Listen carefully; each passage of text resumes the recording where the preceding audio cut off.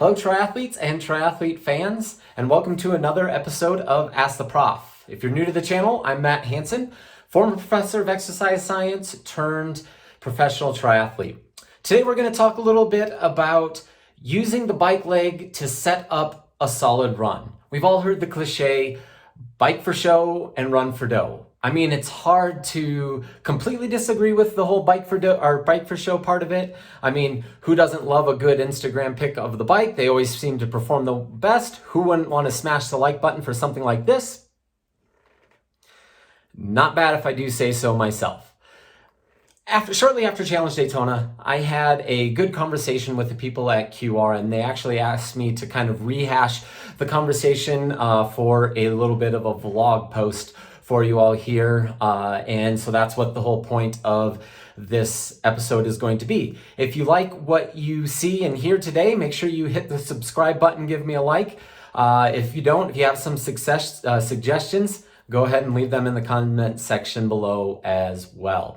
The whole point is to hopefully learn something out of this and help you pass a few minutes throughout your indoor training session, or maybe a work meeting that you've got put on mute or something like that.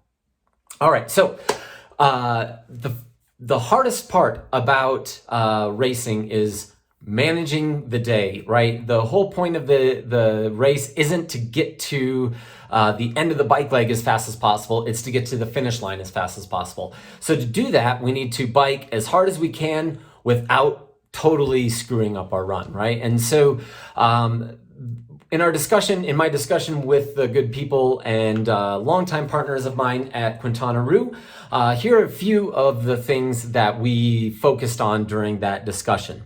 The first is to have a plan and stick to it. Bike with your head. And for you gents out there, that's the one on top of your shoulders. All right, I've got Coach Dibbo and Matt Bottrell behind me helping me make a plan. It's my job as an athlete to execute that plan to the best of my ability. Obviously, during the pro races, there's things that you just can't plan for. You don't always know when you're going to come out of the water. You don't know what's going to be happening around you. Sometimes you have to actually focus on the race and put the plan a little bit aside. All right, but as an age grouper, you can really set your plan and stick to it. All right, there's not going to be many real reasons that you have to go away from the plan. So often you see people surging early on or biking too hard early on and getting carried away in the early stages of the race. All right, there's a lot of emotion and a lot of excitement. Everybody loves getting out of the water. I know I do. Can't wait to get on my bike. All right, but so often we see people overriding, especially in that first few minutes of the race. All right, so having a plan and sticking to it is really, really important. The second thing is to make sure that you have a good nutrition plan and that you stick to that during the race as well. So often some of the athletes that I coach get a little bit too carried away with sticking to their race plan that they forget that they have to stick to their nutrition plan as well.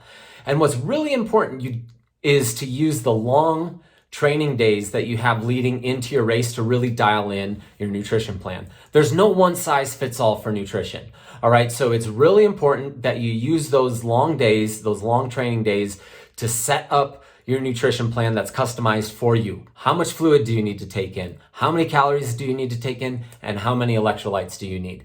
All right, experiment with that during your long training days. It's much better to have something go wrong nutrition-wise in a long training day than it is on race day. So you have to prepare for that and really work on practicing that. The third point that we talked about is to prepare specifically for the demands of the course. Challenge Daytona was flat and no reason to get out of the bars. All right, so we had to change the way that we prep for that. It was a very different process to prep for that than it would be in a course with a lot of turns, a lot of hills, really high crosswinds, something like that. All right, so preparing for the specific demands of the course is also really important. Also, you need to be efficient. All right, this comes not only with your position, but also how you're applying and when you're applying the power. Okay, so from a position standpoint, you need to make sure that you are in as good a position as you possibly can be that you can stay in for the entire race, all right? You can't put yourself in such an aggressive position that you're cramping up or that your back is hurting so bad that you're spending the last half of the race sitting out of aero, all right? That's not a good way to use your fancy bike. All right, you want to be in aero and holding the best position that you possibly can for the entire bike course. You also want to limit the number of matches that you're lighting, all right? Limiting the power surges and the power spikes that are going to really take away, especially from the back half of your run, all right? They take a lot of toll on the body, all right? So what you really want to focus on during a racing is what's called the efficiency factor. That's the difference between your average power and your normalized power at the end of the ride. You want that efficiency factor to be as low or close to 1.0 as possible. All right, so that means that you're not putting in a ton of surges and a ton of spikes. Sometimes you have to. Coming out of corners, you need to get back up to speed. You want to crest the power going over a hill, for example. All right, but in general, you want to stay as close to that target power as you possibly can. All right, and the last thing that I want to talk about is making sure that you pay attention to the weather.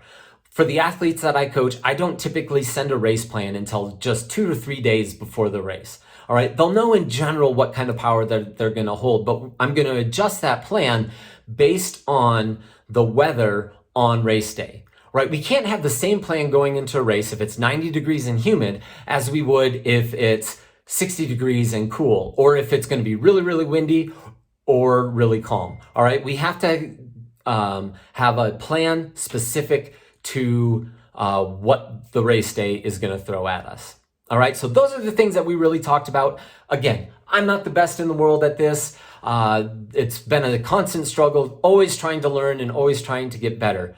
But when I do thread the needle the right way, it's a lot of fun to race. Hope you learned something. If you have any other comments or if you have any other topics that you want me to cover, leave them in the comment section below. Until next time.